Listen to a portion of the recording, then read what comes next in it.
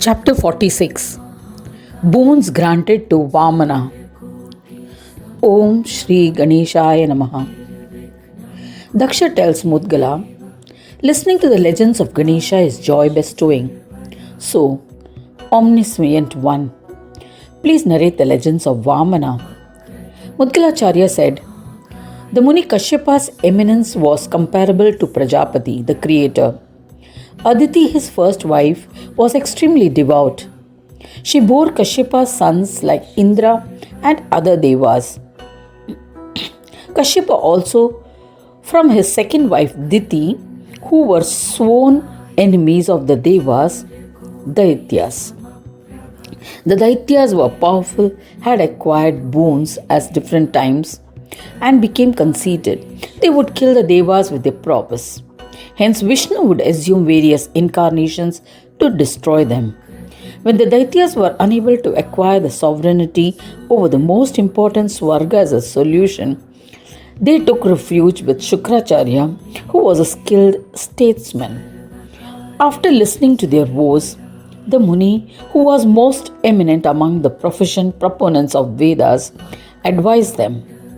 Shukracharya said, O Bali, and the chief of Daityas and Danavas, listen attentively to my benevolent advice. Devas have been created from yajnas. Those who perform yajnas become devas. They survive because of yajnas. This yajna system augments their prowess. If you perform 100 Ashwamedha yajna, you will become powerful and valiant. Bali will assume the throne of Indra. I guarantee it. Strive to hide your hatred for the devas. In this manner, you will be able to enjoy Swarga and will be revered by all.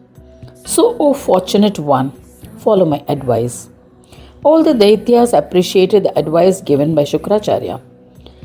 They then selected the powerful Bali, the bravest among them, as their leader and initiated him into the Ashwamedha Yajna. The Ashwamedha is a horse sacrifice ritual followed by the Srauta tradition of Vedic religion. It was used by ancient Indian kings to prove their imperial sovereignty. A horse accompanied by the king's warriors is released to wander for a period of 1 year.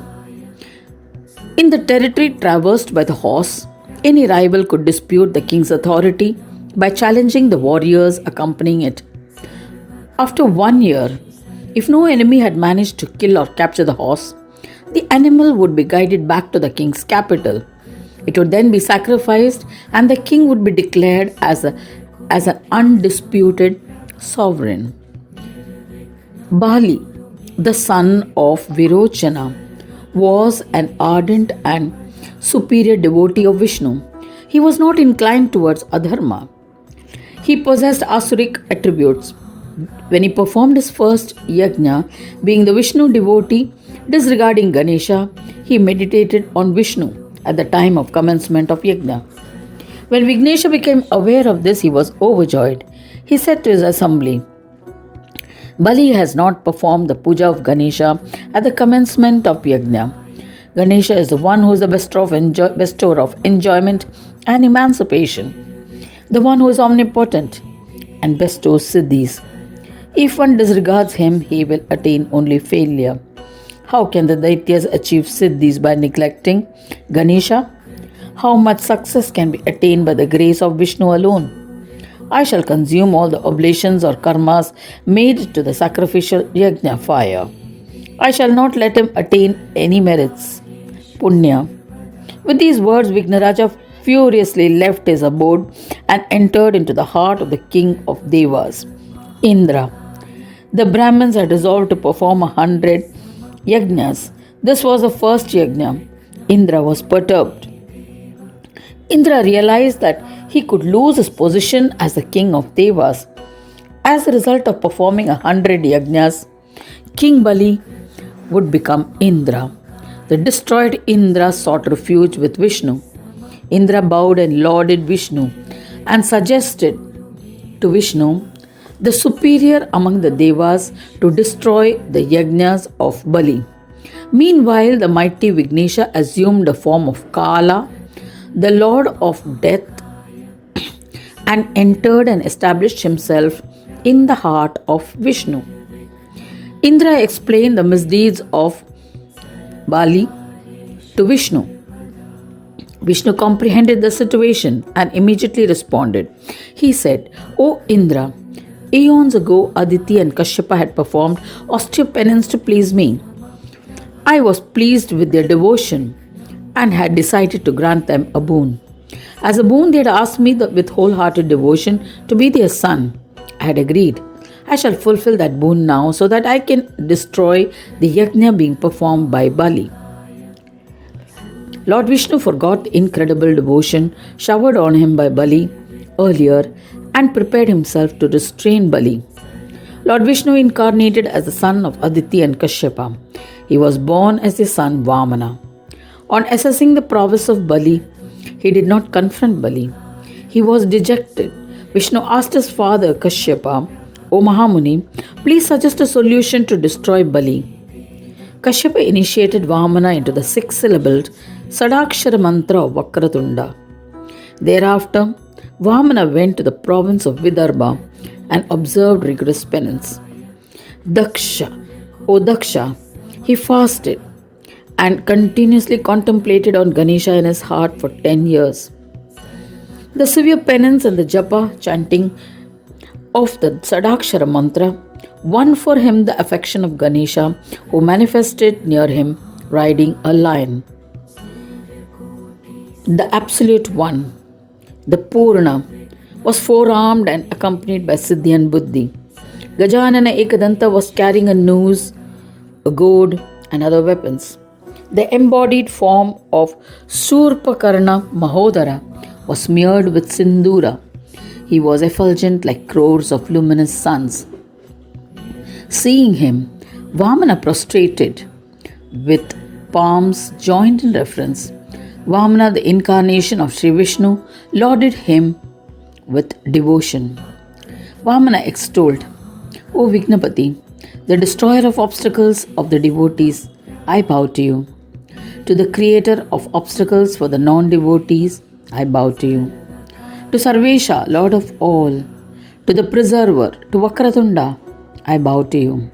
To the one who assumes various forms and resides within all, I bow to you. O Swami, the entire animate and inanimate cosmos is driven by your command. You assume many incarnations and govern efficiently. You are the Prajapati among the creators of the universe. You are Vishnu amongst the drivers of the universe. You are Shambhu amongst the bearers of authority. You are Indra among the Devas. I bow to you. You are Surya among the illuminating nakshatras. O Ganadipa, you are the Chandra in the food grains.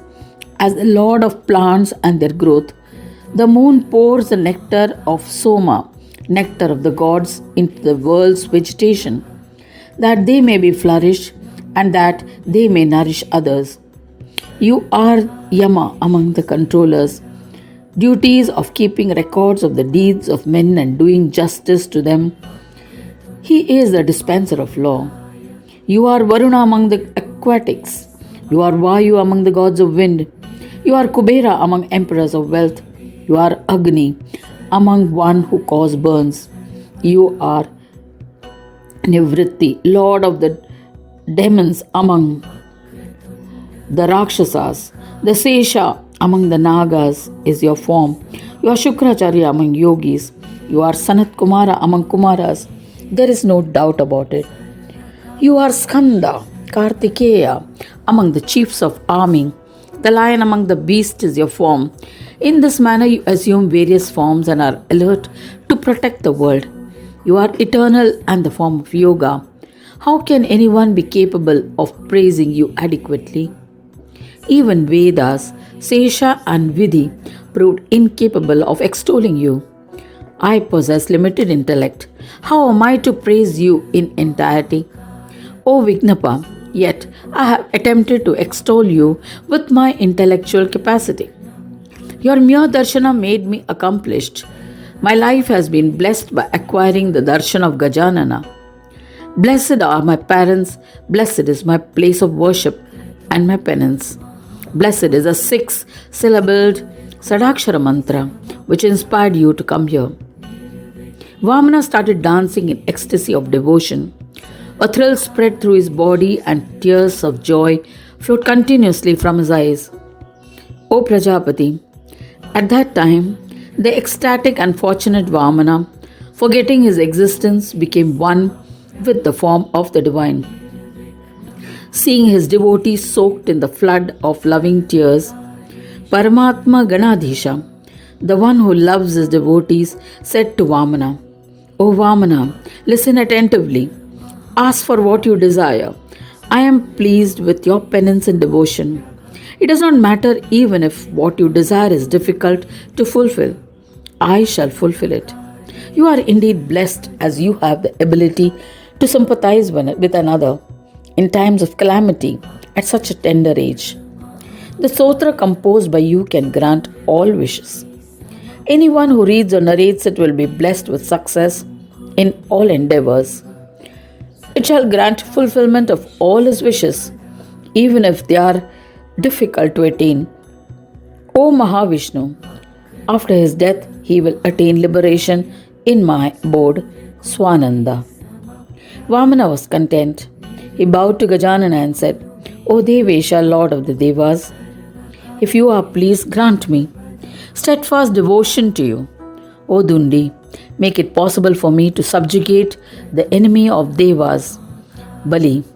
Whenever I remember you, please grant me your darshana. Grant as a boon that I will not face any obstacles. Granting these boons, Ganesha disappeared. Vamana happily established an idol of Ganesha at that location in Vidarbha. It exists even today and is a place of pilgrimage named Adosha in the province of Vidarbha as Sri Shammi Vignesha. It is popular as a pilgrimage where the wishes of the devotees are fulfilled with the blessings of Vakratunda. Thus ends the 46th chapter titled Boons Granted to Vamana in the first khanda of the Puran Upanishad, Srimad Mudgal Puran, describing the legends of Vakratunda. Dedicated to Sri Gajanana. End of chapter 46.